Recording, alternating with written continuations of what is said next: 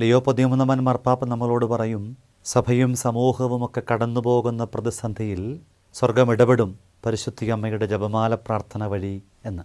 മാർപ്പാപ്പയുടെ വാക്കുകൾ നമ്മളെ ഓർമ്മപ്പെടുത്തുന്നത് സഭയും സമൂഹവുമൊക്കെ ജീവിതത്തിൽ ഏതെങ്കിലുമൊക്കെ നഷ്ടങ്ങളിലൂടെ, ഏതെങ്കിലുമൊക്കെ കൃപയില്ലാത്ത അവസ്ഥയിലൂടെ കടന്നു പോകുമ്പോഴും സ്വർഗം കാരുണ്യം കാണിക്കുന്നത് പരിശുദ്ധ അമ്മയോടുള്ള ആ സമൂഹത്തിൻ്റെയും സഭയുടെയും പ്രാർത്ഥനയെ പരിഗണിച്ചിട്ടാണത്രേ.